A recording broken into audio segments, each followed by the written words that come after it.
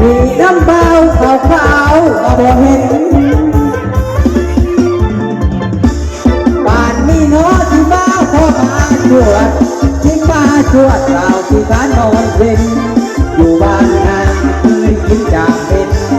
บัดนี้เป็นสาวห้องเบอร์สี่น้องแสงดาวเจ้าอย่าลืมแฟนเก่าไผสิเว้าไว้สิว่าบ่ดีไอ้ยังหักรักหวงเต็มที่หักที่คือสิขาดใจตายเอาแอวแน่เอาแอวนอนแน่เฮ้เฮ้เฮ้เฮ้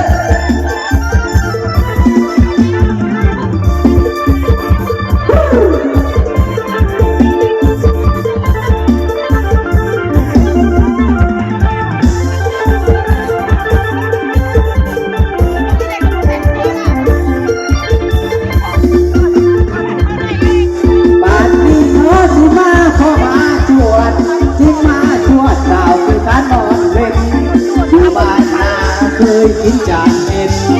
บัดนี้เป็นสาวห้องเบอร์สี่น้องแสงดาวเจ้าอย่าลืมแฟนเก่าไปสิเว้าไปสิว่าบ่ดีอายยังหักหน่วงเต็มทีหักที่คือสิขาดใจตา